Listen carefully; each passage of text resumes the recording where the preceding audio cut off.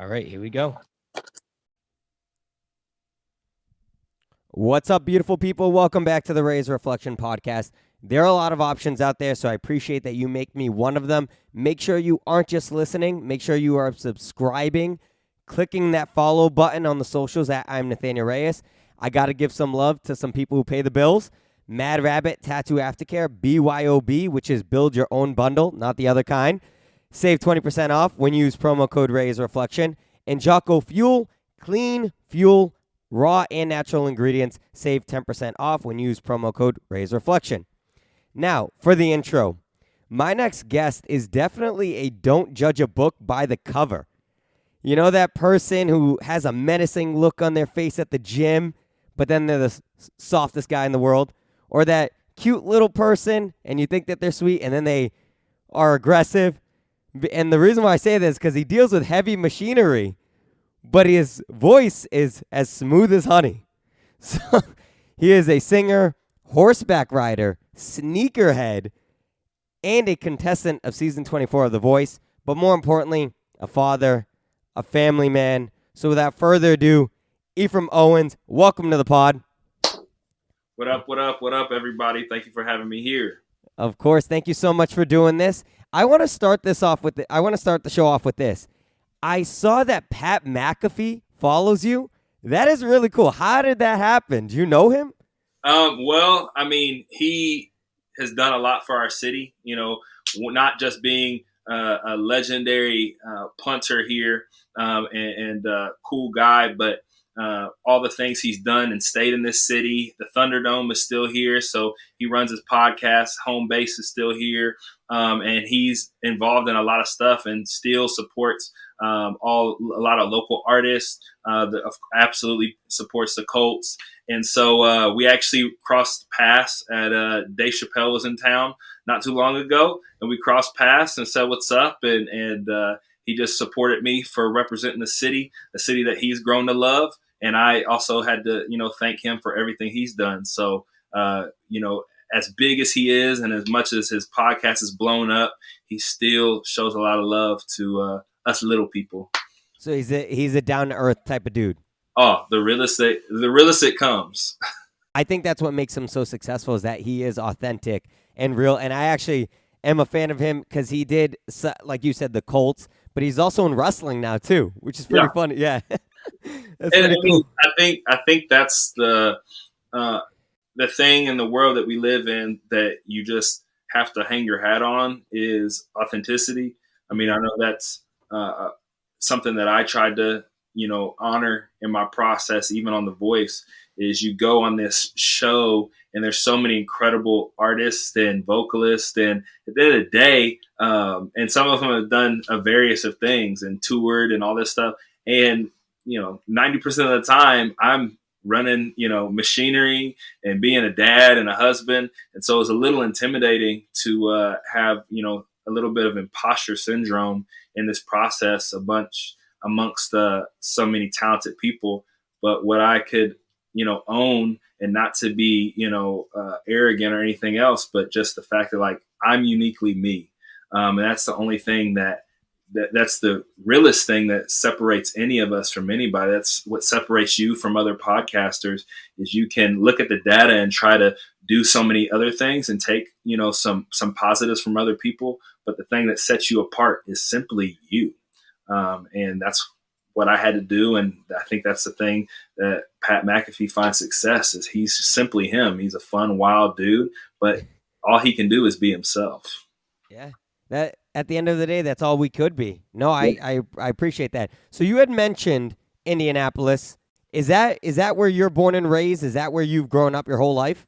Yeah, I'm born and raised here in downtown Indianapolis. Moved to the east side, and now I reside in a northern suburb of Indianapolis in Carmel. But that's where I grew up, and I spent some years in Tallahassee, Florida, working with different campus ministry opportunities and music programs. But this is where I've pretty much lived. Out of my 36 years, I've spent at least 26 of it here. Oh wow, that's really cool. So you've just homegrown roots. You love it. So you're a big Colts fan, Pacers Absolutely. fan. Colts, Pacers. We've kind of went teeter totter on what years are greater for the Colts and what years are greater for the Pacers. But yes, definitely supporting the home teams. Those are my peoples. I think there's also a Fever, WNBA team there. Yes, Okay. Fever, and we've had some championships with the Fever too, so they can't be forgotten. On the show, you had said that music was always a part of you. You sang in theater. I think I saw. I'm not sure what you were dressed up as. I'm not sure if that was Aladdin. I was Gaston in Beauty and the Beast. Gaston. Okay, I knew it was some sort of Disney. That's why I guessed Aladdin. I was like, you know what? I'm just gonna throw a dart in the dark and see if I hit it. But Gaston, I like that. And you also said that you sang in church and stuff like that. Who did you listen to growing up? Who were some of your inspirations? Oh man. Well, I would say it's wild because I grew up in the city. And so a lot of my dad, I grew up listening to like a lot of Temptations and the Temptation, Marvin Gaye, Tevin Campbell, like, when Goofy movie dropped and Tevin Campbell was the guy. I grew up in the boy band movement, so I can't like act like I'm brand new and not shout out like not just Boyz II Men, but Backstreet Boys, Blackstreet, Jagged Edge, NSYNC, all those guys. And then, I listened to John Legend, of course.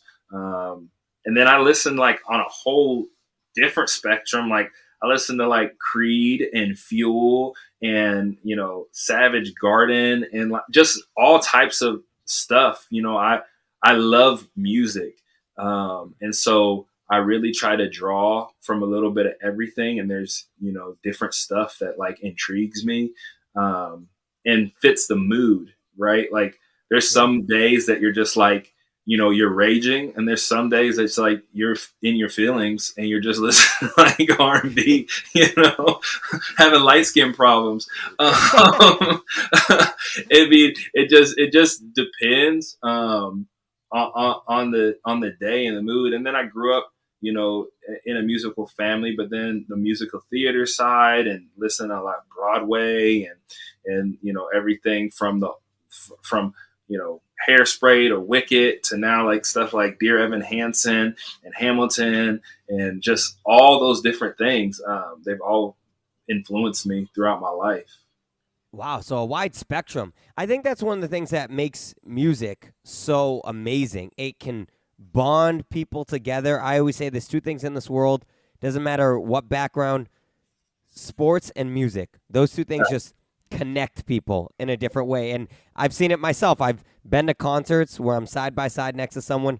We're both singing off key, but our arms are on each other and we're enjoying ourselves. And the same thing at sports game. You're high-fiving the guy next to you and the girl over here. You've never met them before and you'll never see them again, but it really solidifies that relationship. But I think that what you just said about where you gather inspiration from, I think it showed on your time on The Voice, which we'll get into in a few moments. But I really think that it helps expand the artist. I think it's good to not limit yourself. And I'm not a singer. I never will be. I love to sing. I'm not good at it. When I'm in the car by myself, I think I sound incredible. I do. I get after. I really belt. My poor friends and family are probably like, all right, no. Stick to talking. That's your strength. But when did auditioning for The Voice become a reality for you? So I mean, it was kind of it was a journey for sure. I originally auditioned the first time. This was the third time I had auditioned. So the first time I ever auditioned was like 2011, and it was in Chicago. Me and my then girlfriend drove. Well, no, it wouldn't have been 2011. It was 2015, and we drove to Chicago, auditioned, did not get a call back, and I kept it moving. I'm super competitive, so I wasn't willing to be like, all right, that's a wrap. But I was focused on, establishing myself and a career and all the practical things, and that's what kind of really held me back. And even in this, Eve or not Eve, but post the voice experience and still like in it, like opportunities like this. So it's kind of like a tweener post phase. But and then I tried in 2019 with me and 3 of my brothers. And so myself and my brother David got callbacks and continued the process.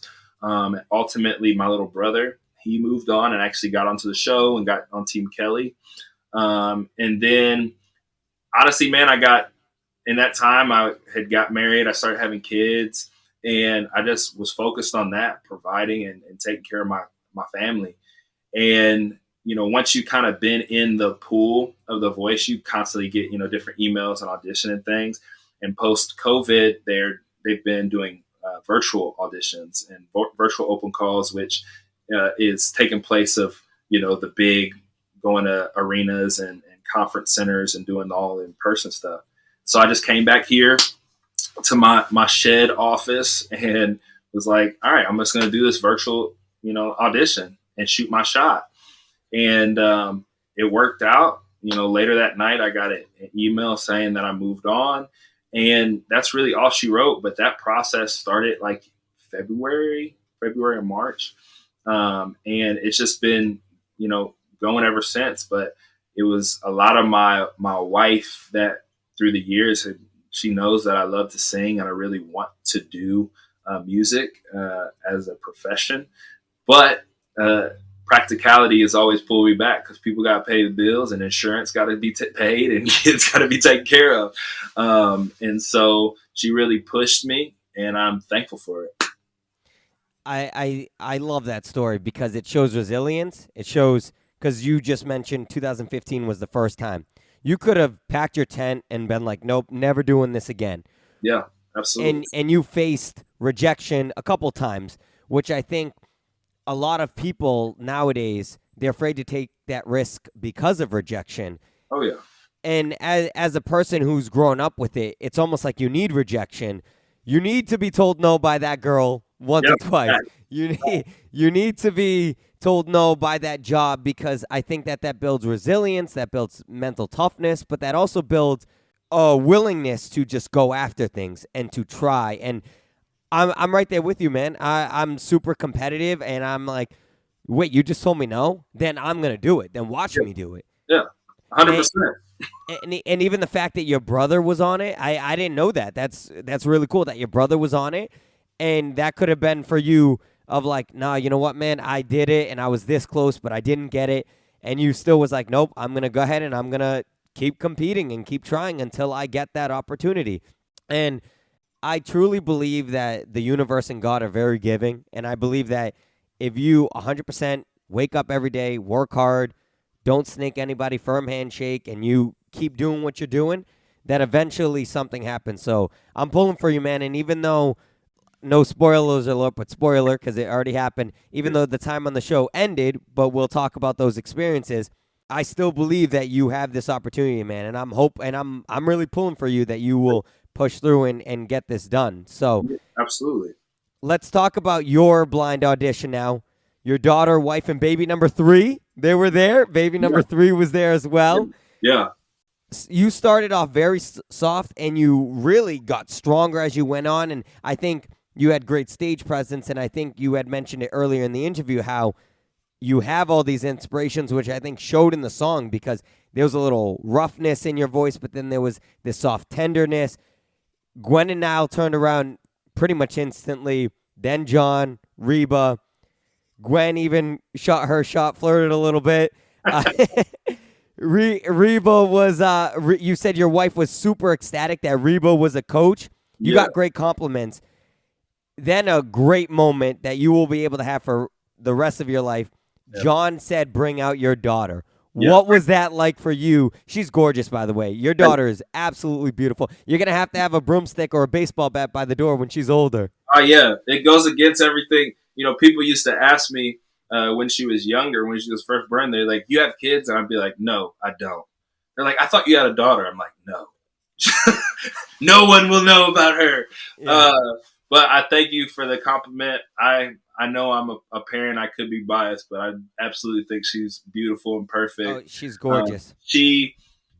it was an amazing moment. My wife was a little nervous because she didn't know if she would go up there, but I was like, nah, she's both of our kid.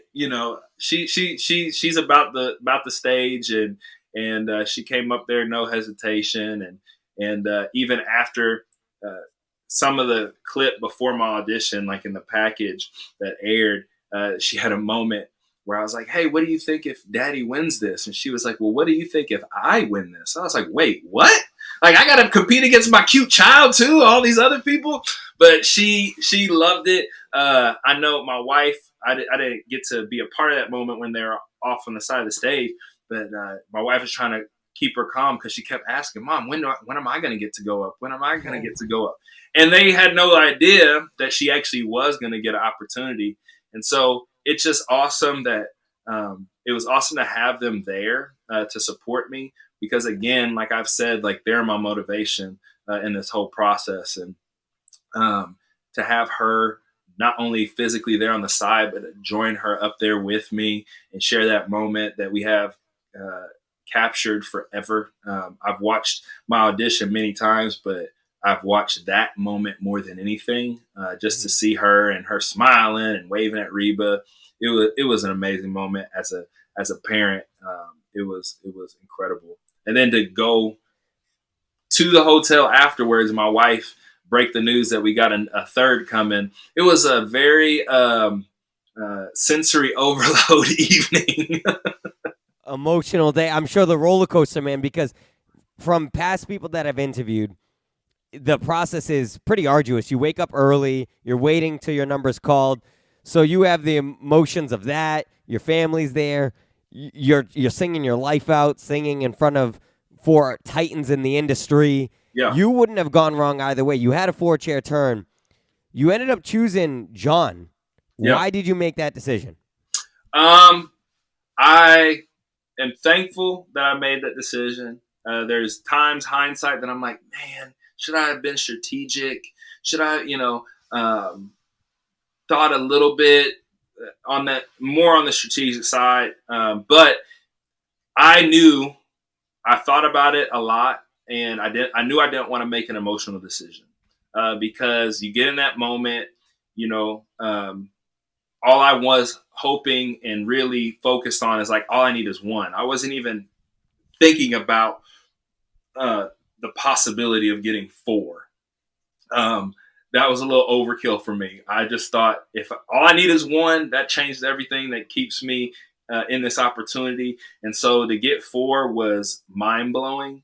And I selfishly wanted to get at least more than one because my little brother only got 1. So that's where that competitive nature is like, yes. Now I can stick it to him for the rest of his life. Be like, well, big brother got 4. And so to get all 4, I thought about it just stylistically, familiarity. Like I was very familiar with his catalog and his music. I feel like it melded the most to my style. Not saying that anybody else couldn't impart their wisdom and knowledge. It felt like home, if that makes any sense. And so I knew that going into it. Everyone had fantastic, awesome compliments. Like what you guys saw on television is in reality a snippet of that moment. But everyone had awesome feedback, and it was very hard. Not like every time someone opened their mouth to be like, "All right, but I didn't want to do that, and I went with John. Yeah, I did say that when I watched it. I was like, man, John's team is a gauntlet. It's a gauntlet. Just how strong everyone seems, and you're really strong too. And it was a really good moment, like you said. It's etched in eternity now that you and your daughter got to have, which I think is really awesome. So preparing for the battles, what was that like getting that moment to work with, as I mentioned, a titan in the industry like John Legend? I mean, it was awesome. It was everything that I expected and hoped it would be. Working with him, there's moments like where you have to like pinch yourself and be like, yo, this is John. Like, this is the dude that you've been listening to for years. and he is as chill as they come. I mean, I know we talked about Pat McAfee before, and Pat McAfee is awesome and authentic. John Legend is exactly what his music is. He is chill and real. And it's just wild. And there's even moments where I think they might have showed some of it in what aired, but like him giving suggestions, and he's like, and he just has like this moment where he's like, hey, maybe sing this, and it just sound like John Legend. He's like, oh, you're like, wait. Like that's for real, and so it was just awesome, and I just found myself pinching myself over and over again of the opportunity it was to learn and draw from this, as you said, Titan. Yeah, you just sounded like him right there. By the way, you sang "Cry Me a River" by Justin Timberlake. The coaches loved your performance. You started the battles off. You started the whole show off singing against DJ, another great artist. I for sure thought you had it, and I for sure thought you were, and if you didn't, I for sure thought you were going to get stolen. Yeah. What was that moment like for you competing against DJ? Well, one, I just make the statement of like, me and DJ, we did not go into that experience in that day competing. I think, everyone has their horror stories, possibly with their working with their partner and what that could be or couldn't be. Me and DJ did not have that. We, from the moment that we got paired, which was a shock to both of us, we did not expect that. And everyone kind of like goes into this next phase going, oh, I wonder, they're probably going to pair me with this person or this person. And we did not expect to be paired with one another, but right away, we just wanted to push each other to be great, and we wanted to give a great performance for everyone in that studio that day, but then also for everyone that was going to watch it. And so that was awesome. We challenged each other, we pushed each other, we laughed with one another, and then posted, we cried with one another. But it was just a great partnership. But that day, and to have that moment was amazing. And I was happy, with the performance that we delivered. Obviously, it wasn't the result that I wanted, and it was very, I won't say earth-shattering, but it was tough to swallow because I didn't, feel like it was over. I felt like I still have more to give, and I still feel that way. So if anyone wants to call me, call me. But I feel like I still have more to give, and talk about everything that I've drawn from, and that's made me who I am. There's still a whole lot for me to show, but I could leave there going, "Yo, I did my thing." Like, and then watching it just last week, like I'm like, "Yeah, I did my thing. I did my thing." You did, and as I mentioned earlier, the story's not over. It's just being written, so you still got more. Thank you so much for sharing some insight. You ready for some burning questions while we wrap up? Yep. Awesome. Has anyone ever said you look like OBJ? Yes. Yes, I look like it. Depending on the day, I look like every light-skinned dude with a beard.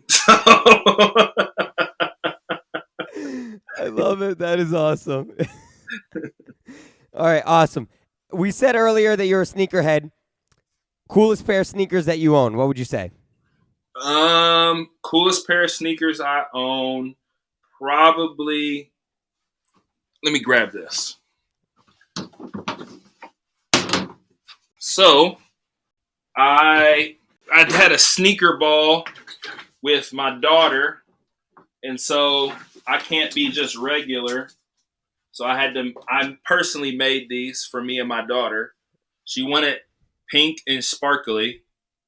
Oh my goodness. You customized those? I did these myself. Oh my goodness. Wow. So those are probably Sentiment. Those are one of my favorites. And then this is the very first sneaker I ever got. The white and wheat Jordan 13s. I got them in 04. And I got them a size too big because I had to have them and it was the only ones left. So they re-released this November, and I definitely have to get another pair. So white and wheat 13s. Those are really cool. I've seen on like TikTok and stuff the conventions of the shoes. Yeah. So yeah, that's super cool. If you could relive any moment in your life, what would you want to relive?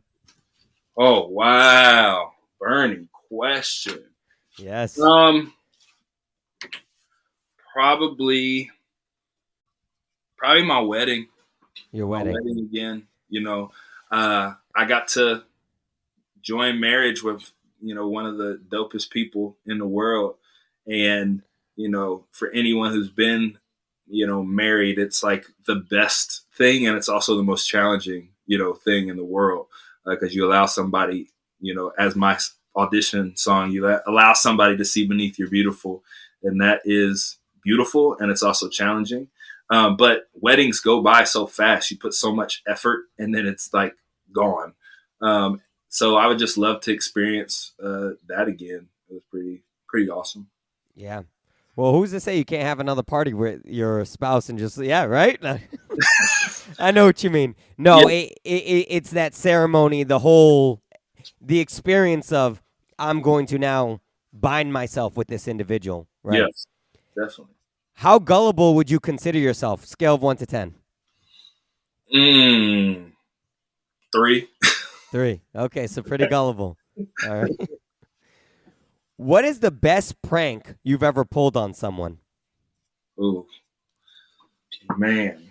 You have brothers. You have brothers. I have brothers, but see, I'm a person that like I take pranks like next level, and so I do that intentionally. So when people try to prank me, they just give up. They quit. And never do it again. So one day when I lived in Florida, some friends of mine, I came home and I despise pickles. So they crammed my whole mailbox full of pickles, like pickle juice coming out. And then they covered the whole front of my house with Post-its. So like if it was on the door, it was a Post-it that said door, like the whole front. So I then went to my house, went to the kitchen, went to the pantry, and everything that was bad and not good, I put it in a giant like Gatorade container. I took it to their house. I then poured it on their cars. Then I took out all the air of all their tires, like, you know, not stabbed their tires, but like took out and left them with a hand pump. So when they went to go wash their cars of all this nasty stuff, they first had to hand pump all their tires with air. Okay. Needless to say, they never pranked me again. Nope. Dude, I heard that story and I was like, this is one individual I would never mess with when it comes to pranks because it's over. As the Vince Carter, he ended it. I gotta kill them and leave them no hope that they'll ever be able to level up. I love that. Plug in your socials. Where can people find you, check you out, see all that you're doing? Where can people find you? Yeah, check me out at Ephraim Owens Official. I'm working on my blue check. I just, you know, got my Instagram for this opportunity because I felt like it was important and like it's skyrocketed. So I'm trying to get my blue check, but Ephraim Owens Official. And then on Twitter or X, it's Ephraim_Owens. Perfect. Well, Ephraim, thank you so much for doing the show. You are now sworn in as an official friend of the show. It's like an Avenger, okay? Yes, let's go. So, and years later, if I call you up saying we got to go do another pod or take down the world, you're there. I'm right here. I love it. Well, thank you so much, my friend. That is going to do it for this episode of the Reyes Reflection Podcast. Follow the show, follow the socials at I'm Nathanael Reyes. And as always, may you live, may you love, and may you thrive. I'm Oprah as a dude, and I love you all. What's up, everybody? Nathanael Reyes here, and get this. I am working with a company that Mark Cuban invested in.